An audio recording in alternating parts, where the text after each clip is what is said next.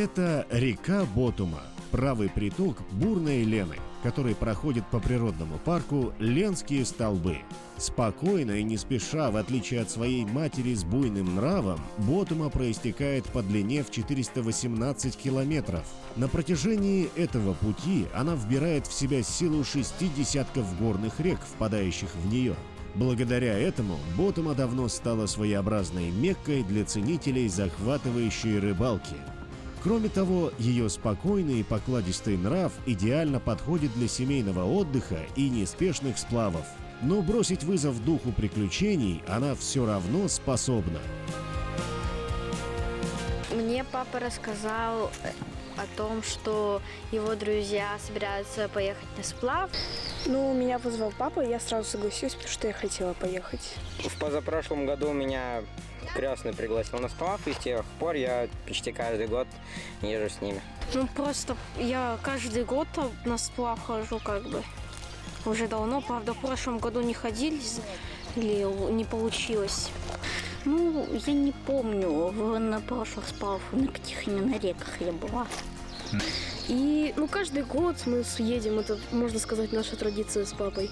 С моим братом, с Левой, со всеми.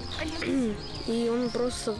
мы всегда выезжаем, и все. Каждое лето собираемся и едем на сплав на разные реки. И в этот раз мы решили поехать на Ленские столбы. Конечно, я тут всегда, каждый год сюда езжу. Мне рассказали родители, что предлагает дядя Вася поехать на сплав, и я согласилась.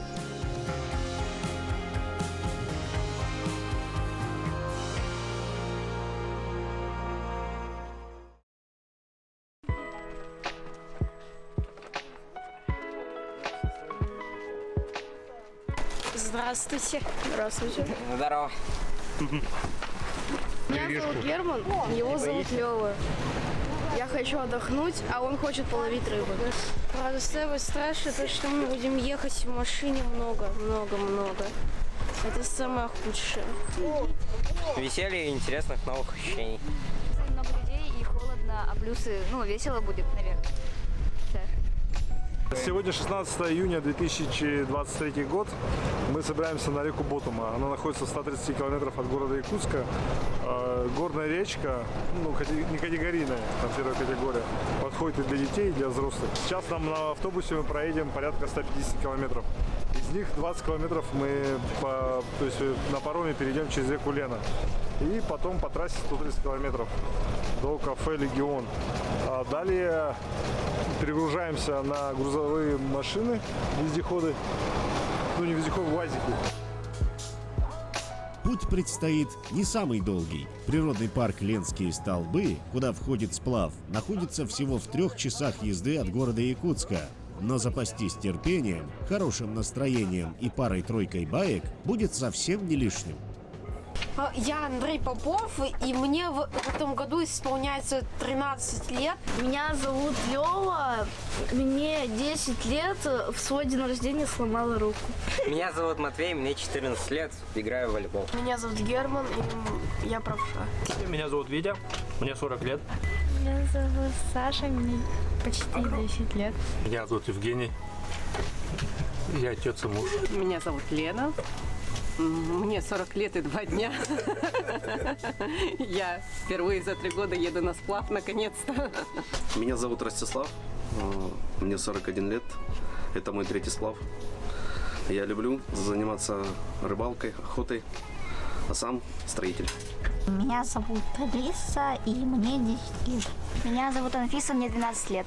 Меня зовут Вася, я человек, мне 8 или 9 лет.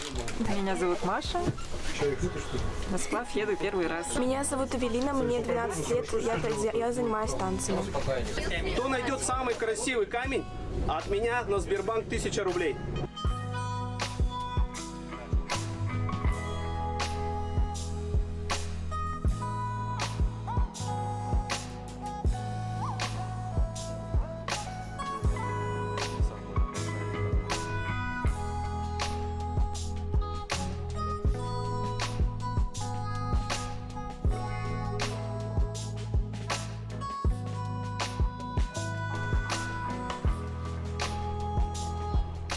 Я сначала думала, что они все странные, особенно мальчики. Еще я думала, что Саша тоже какая-то странная. Еще мне было страшно то, что много людей. Я это не люблю, но потом мне было хорошо. Сначала мы ехали на автобусе.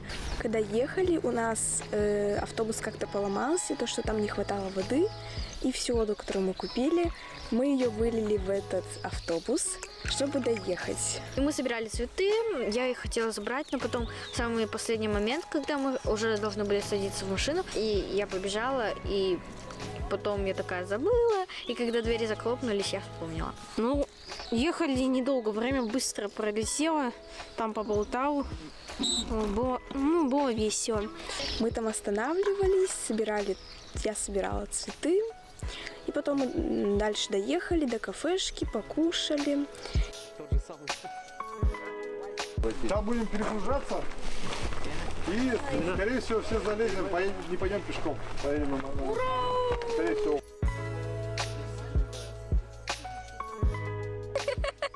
Это уже совсем отдельная история.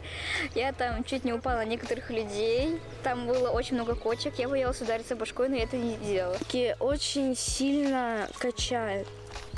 Там, когда ямы, ты просто проваливаешься в них. Тряска была прям невыносимая. В машине к тому же еще и жарко было. Там была одна железяка в самом конце, но в самом конце не повезло всем, кто сидел в самом конце. Велина так вообще, она лежала, она не сидела. Все обо все ударялись, очень слишком смеялись много. Там я познакомилась с Анфисой. И еще мы там все говорили, до смерти осталось один. Так говорили. Ну, короче, там жестко смешно было. Я решил пешком пойти. Долго, минут 30, но в принципе нормально. Я рад, что не ехал в УАЗике, потому что там я видел какие-то места, там вот так. И вниз летишь. Ну, устала очень. Но, тем не менее, я дошла. И комары. Поэтому пришлось идти не переставая, потому что комары съедят. Познакомились уже с Сашей. И уже вместе все с ними дружили, бегали. Что мы там только не делали.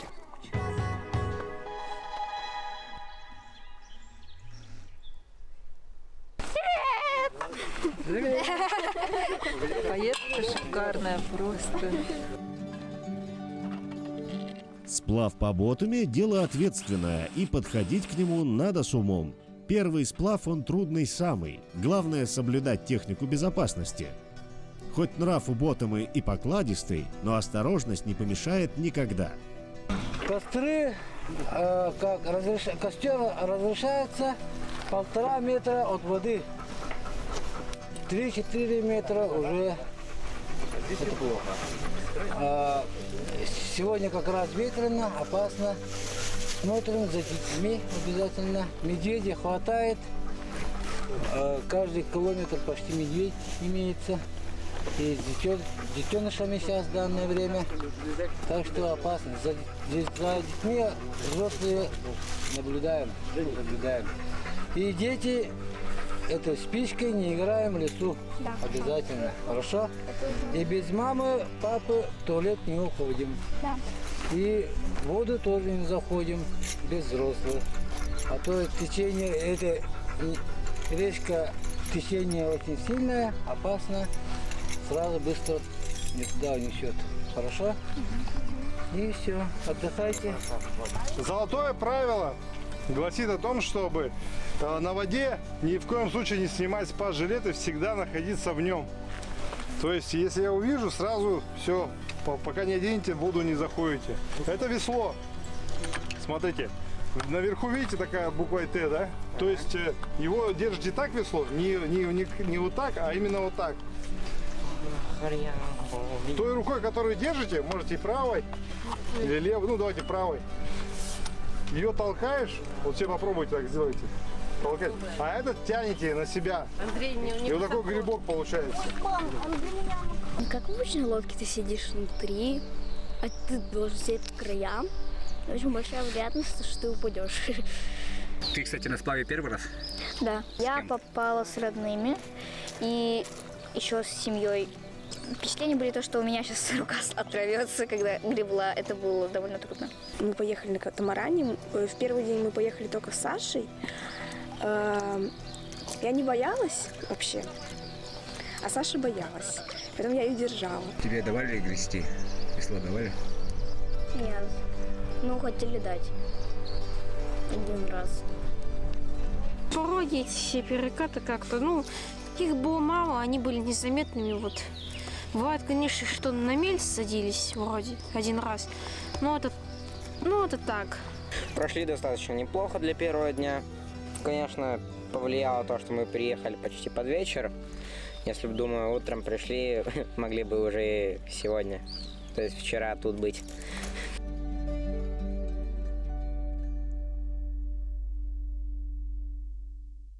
Ну, мне она показалась довольно-таки хорошей, в ней вода чистая. И дно можно увидеть, в отличие от остальных рек. Ну, мне она понравилась, тут красиво везде. Очень классно. Ну, вода холодная, покупаться долго не сможешь. Так что вот, байонет дал уже? Все, отпустим, да? Все, пошел. Она была, да, холодной. Очень холодной. И еще она была, ну, то есть в камнях, ну, это все в камнях практически. В принципе, я рад буду, что мы останавливаем что-то тут мало песчаных берегов на Ботуме, потому что, ну, песок такой себе, а в сочетании с водой и ботинками это ужас. Я думала, она будет в песке.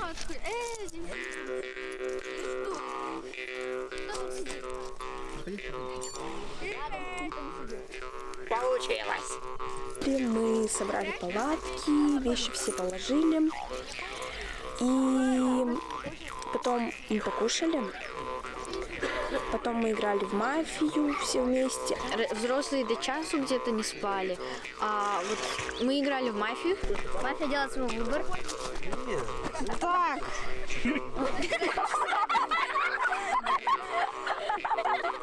А потом уже стало очень резко холодно в первый день, и я пошла спать.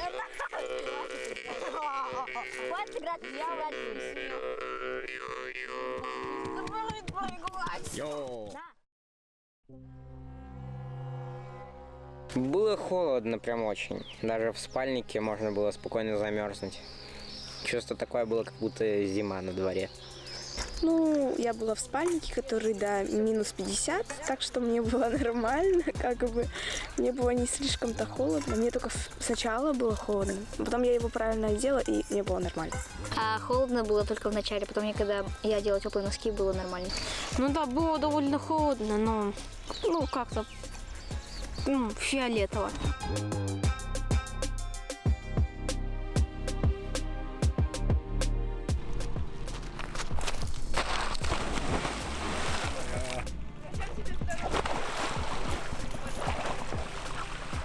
Богатая речная фауна сделала этот бассейн местом паломничества для любителей спортивной рыбной ловли. Я поймал нолик. Ну, не знаю, у меня не ловится рыба. Вот у моего брата, да, очень сильно ловится. Я на рыбалке обловил всех и поймал даже огромную щуку. Только комары закусали, а в принципе нормально.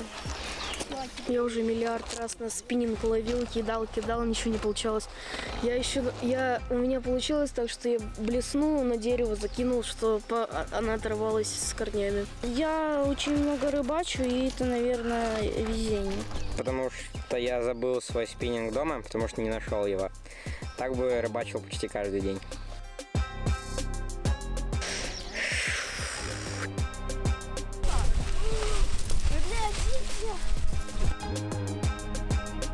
Предварительно рыбку подсолили. Вот. Это щука. Да, окунаем сначала в яичко, потом в панировочный сухарик и на плиточку. Мне тушенка не понравилась. И рыба. Ну да, я люблю рыбу. Мы часто едим рыбу, я уже к ней привыкла. Как тебе ботомская щучка? Очень вкусная, приятная. Так, были макароны, рис, гречка. Гречка, барни. Была уха, но мы съели доширак. Я не люблю уху. Да, ну я доширак не ела, но я хотела. Там было очень сильное течение, и, короче, мы там бегали, паркурили, типа. И там теряла Саша тапок. Ну, не теряла, ну да, теряла. Мы его спасли, а мы не успели, и он уплыл куда-то. Было место, где Анфиса потеряла тапок свой. Как мы за ним бегали, но мы его не догнали. У нас такая штука была, куда вещи складывали. Она мне казалась для рыбы, но там были вещи Эвелины, по-моему. Или всех вещей. И я на ней сидела, и эта штука так шаталась. Ну, мне было не страшно. А вот когда я ногу во второй раз сунула, она вот так облокотилась, я чуть не упала. И Эвелина, соответственно, мне говорит: «А, ты куда?» Они меня потянули назад. Но было очень страшно. Ну, то есть я поплыла уже на другой лодке с подругами, и там сидела. Там мы просто чилили, мы просто мандарины кушали, сидели, не гребли. Да, все нормально, но только вот зеленые, они больше не лягушки, а черепахи. Они там просто рыбачат и держатся со серыми. Вот это очень плохо, кажется. Ты стоишь, ждешь. Ну, я чуть-чуть погребла, чуть-чуть там, немножко. А потом уже просто сидела, мы смеялись, песни пели, вот, играли. Мы плывем сразу. А вот там мы просто стоим, рыбачим, и все. Вот эту лодку можно только для рыбалки использовать, мне кажется. Она все равно никуда не плывет. Очень продуктивный день сегодня прошел в целом. Прошли достаточно много, где-то километров 10-11 по ощущениям, может и все 15. Ну, в целом, очень хорошо второй день прошел, учитывая, что мы завтра к тому же к ночи где-то домой приедем. Практически на всем протяжении река прорезает толщи известняков и образует причудливые формы рельефа – ботомские столбы. Берега Ботомы покрыты лиственничным лесом с примесью сосны, ели, разнообразных лиственных деревьев. Вокруг много ягодных кустарников – красной и черной смородины, малины, голубики и брусники. Вырастет. Левушка поймал рыбки. Пускай. Молодец, вот. Да, сот там останавливался, место красивое. О, там было вообще классно, там было столько классных мест поиграть, а все остальные локации какие-то скучные. Вид был прекрасный, конечно, не такой, как на синей, но тоже обалденный вид. Еще научиться метать блинчики по воде, очень весело. Если вы про блины, то вначале где-то 3, а в конце могу, если постараюсь, то все 12 выбить. Ну, прикольно, конечно, там. Было уже не так холодно. Бревна для костра, там были ветки, которые подогнуты, и на них текла маленькая травка сухая. Значит, ну типа река поднималась в год, потом опускалась. Мы таскали там камни, сделали круг, потом наложили дров, которых было много, и зажгли его. И получился красивенький костер. Очень нам нравилось, там очень жесткое эхо было. Мы брали, палки жарили, и вот так, и они сверкали, и мы вот так, типа, там же огоньки бывают, да, и вот эти огоньки было прикольно очень. Как мы вчера до 12, даже больше, мы пели, вот. А еще вчера мы учились на хомусе играть.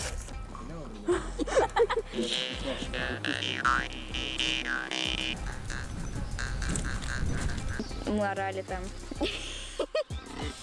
И спали практически до 12 ночи. Мы пели «Ох, Вася!» Мы с Анфисой жестко отпелись. У меня вчера горло охрипло. Да в целом нет, максимум, что эту музыку слушал, когда дискотека была. Когда спать, сильно хотелось, а все орали. Да? Не, я вообще не люблю дискотеки и танцевать, и песни.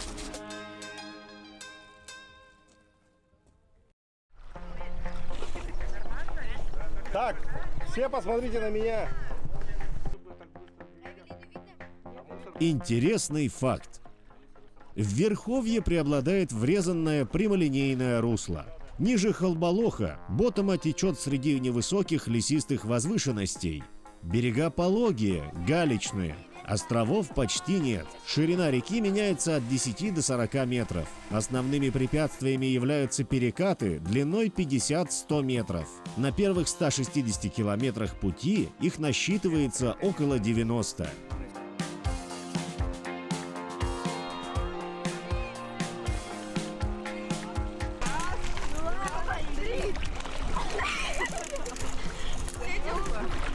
Все, Саша, выходите.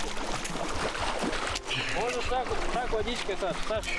Я там не искупалась, а окунулась в воду. Но там было холодно, а тут тепло.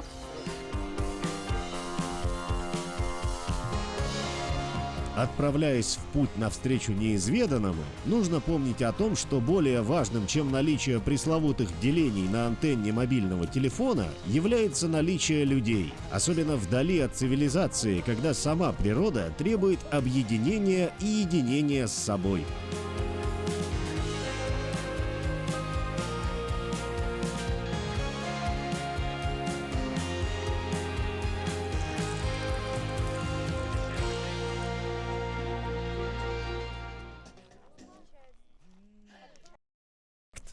С якутского название реки переводится как «мятник луговой». Эта трава широко распространена в бассейне. Также здесь в 2015 году ученые из палеонтологического института РАН совместно с участием палеонтолога Андрея Иванцова обнаружили окаменелости древних беспозвоночных животных, возраст которых более 540 миллионов лет. Будут чипсы сегодня опять рыбные. Это рассказ про камень. Либо могут танцевать, либо показать этот камень, что он на нем изображается. Само мышление детей, что они видят в этом камне. А мы уже оценим. Что? Четвертый кто? Эвелина? Нет, я считаю. Вася, ты четвертый, да? Вот это производство первый. Там что, бриллианты? Да. Кристалл. Где ты его нашел? Валялся на песке. Ты на какой стоянке? На самой первой.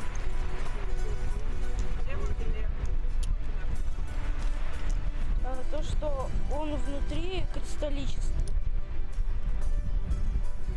Что это обозначает? Обозначает, да, там. Деньги. Деньги. Богатство, рыба, удача.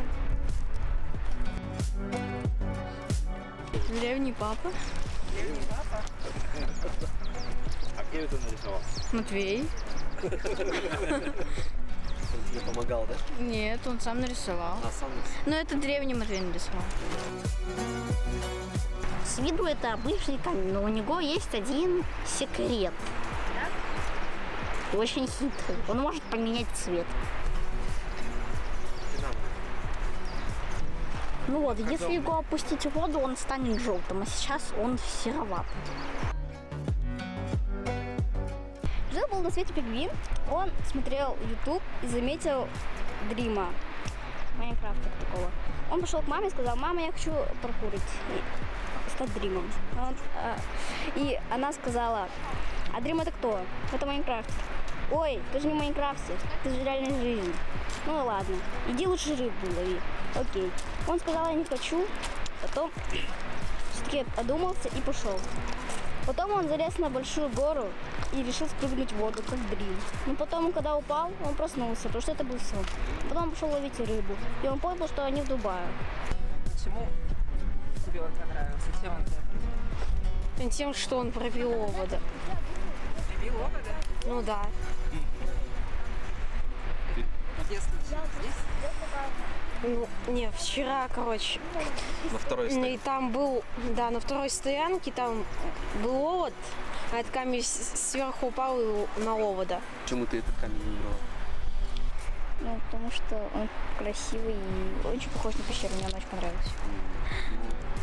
О, смотрите, из этой дырочки вылез овод. Да вы что? Да я тебе серьезно говорю, вот он сидит там. Да ладно. У меня вот такие вот два камня. Вот этот камень, я когда его нашла, я подумала, что это пицца, сразу мне показалось. А этот, он мне сердце, кажется. Сейчас даете нам время, чтобы мы подсчитали баллы. И потом будем уже говорить, кто занял первое место. Ну, про игрушки какие-то свои, которые кто-то играет. Кто-то рассказал там химический какой-то анализ.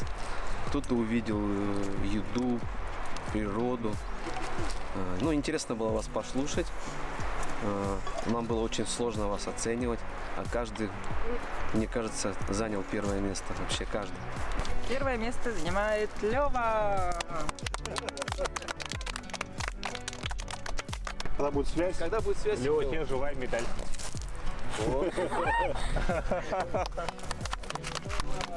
То, что мы плавали, кричали. Сегодняшний день хороший, я искупалась.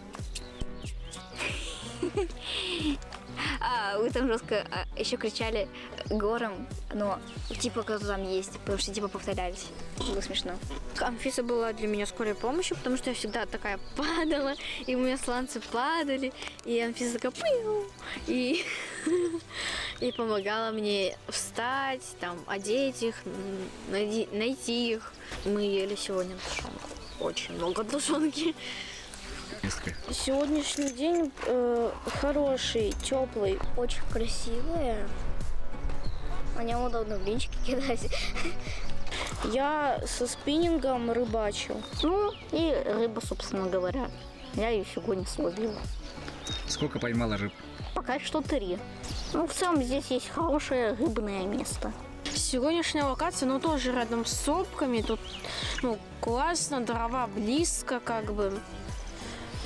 Рыба ловится. Ну, прикольно. Правда, песок тут рядом есть, это не очень хорошо. Здесь много оводов. И, комаров не особо. А так-то хорошо, здесь горы красивые.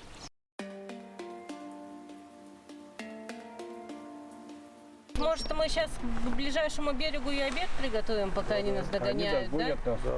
Сколько времени? Ну, потому что уже почти час. Да. Ну вот я смотрю. Ну, да, уже без 4 минут час.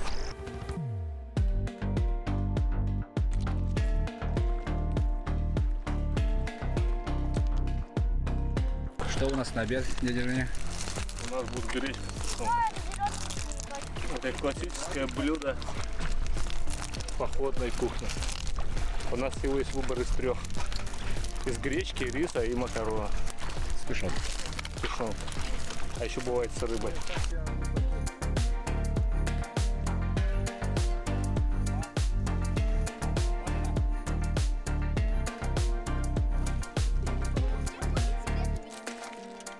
Что такое сплав по Ботуме? Сплав по реке Ботума – это прекрасная возможность полюбоваться восхитительными красотами Якутии, завести новые знакомства, научиться новому, получить массу положительных впечатлений. Я научилась делать палатки. И еще я научилась мыть посуду в речке. Я первый раз вообще плохо помыла посуду. Я видела прям жир жестко. Еще я научилась... Что я научилась? Переодеваться в палатке. Хотя нет, это несложно. Ну, наверное, все. Гребсти, вот. Может прокачать навыки выживания, потому что очень часто приходится разжигать костер, ставить палатку и ловить рыбу. Также может неплохо прокачать руки в качестве работы с веслом. Честно сказать, река очень детская, потому что там мелко. Вот буквально, если мы на середину реки встанем, то она мне будет типа по шею или до головы. Тонуть невозможно. Еще даже летом. В катамаранах было очень весело, потому что мы ели мандарины. И к нам всегда приплывали всякие другие катамараны. И они такие: дайте мандарины. Мне так-то все, в принципе, понравилось. Мне только не понравилось то, что холодная вода была в речке. И мы не смогли так хорошо прям покупаться. Я не знаю, что было самое плохое. Это все понравилось. Вот мои детки. Я жила очень много новых друзей. У меня они появились. И еще, ну, ну, не знаю, наверное, только это. Какие-то страхи, может, были, опасения? Насекомые. Не понравилось большое наличие комаров и мелких писячих насекомых и куча прогнивших палок, которые плохо горят. Ну а в целом все остальное понравилось. Был очень активный сплав. Конечно, не такой, как по синей, но тоже очень приятный. Ну, машкара, без нее никуда вот без поездки куда-нибудь без комаров не обойдется. А что понравилось? Ну, в основном рыбы и костры. Ну, ожидать то, что здесь очень много насекомых, которых я просто душой не люблю. Всем сердцем я их не люблю. Вот. И то, что можно очень жестко сгореть. И будет потом все болеть. Куча оводов, куча пчел, ос, всяких таких вот ты в туалет хочешь пойти.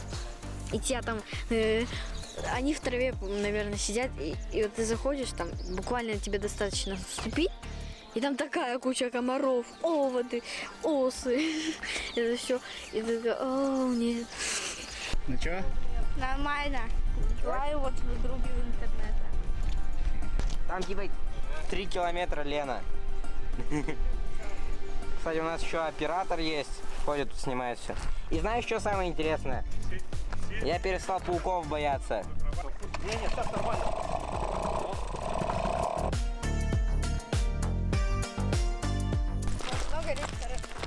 Хорошая вот работа оператором. Смотрите, как дети мучаются и снимаете. Вот надо правильно профессию выбирать.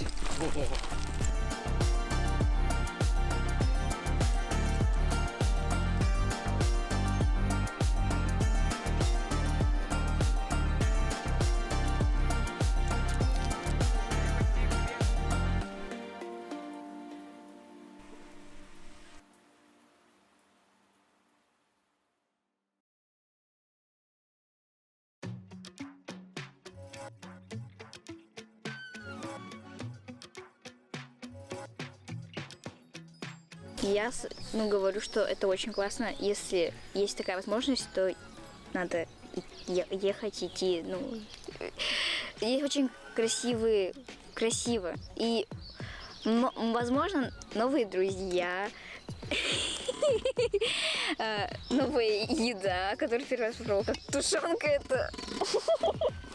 Не знаю. Ну, да, классно здесь было. Тут просто везде красиво. Ну, кроме, я не знаю, в лесу, там очень много мошек, я не могу сказать, я не рассматривала. А так тут горы, речка чистая почти везде. Там камни почти везде есть. И тут самые маленькие рыбки, их так приятно ловить. У меня не получалось, но их ловили, и я их так брала в ручку. Все. Спортивное поведение закончилось. Это очень круто, да. Это особенно если хотите с кем-то познакомиться. То, что если будет тепло, и если вода будет теплая, то можно будет покупаться. Это очень классно. Ну, так скажу, что здесь очень весело. От скуки не умрешь. Сейчас нас ждет река Лена. Было весело достаточно. Даже, да, вот таскать было прикольно. Вот. Детские костры мы тоже первые 2 дня разжигали, правда, у нас плохо получалось.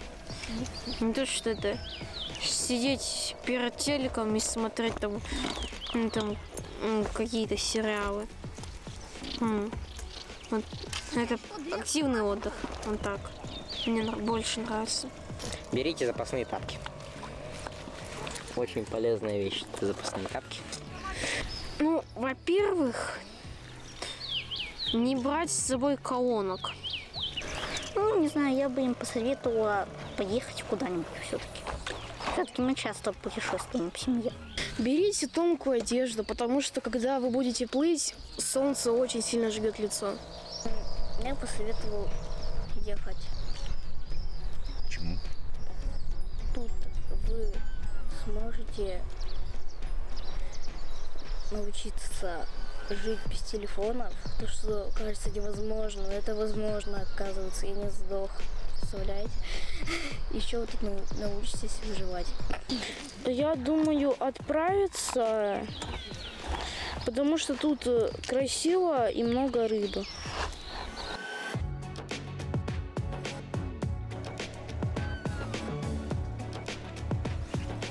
Венчает сплав по Ботуме посещение питомника лесных бизонов Усть-Ботума. Расселение лесных бизонов в Якутии связано с возрождением бизонов на исторической родине. В первой партии, подаренной канадским национальным парком Вуд-Баффало, было привезено 30 канадских лесных бизонов. Едет трактор, едет к нам.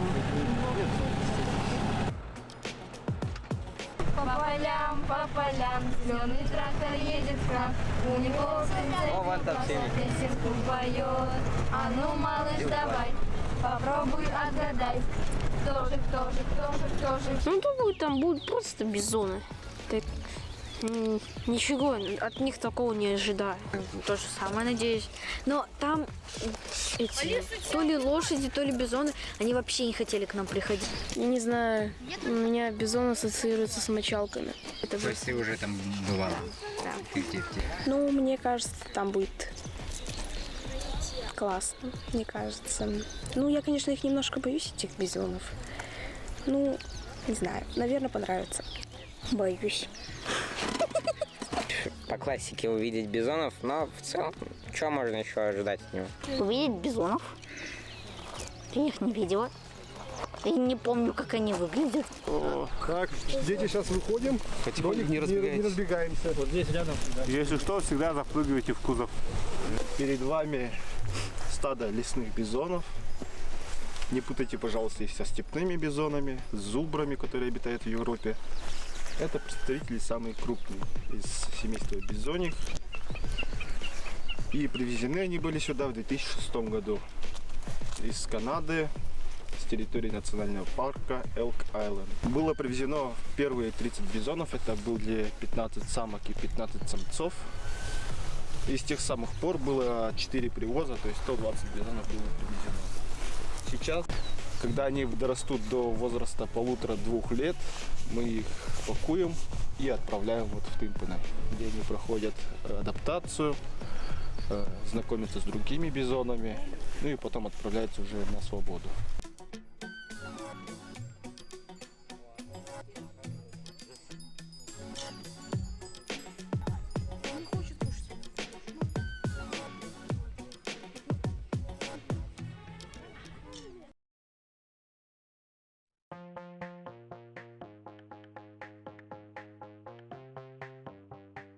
Мне очень понравилось. Я вообще давно имею отношение с туризмом в Якутии, и я всегда очень люблю общение с природой, и очень рад, что смог показать природу своим детям.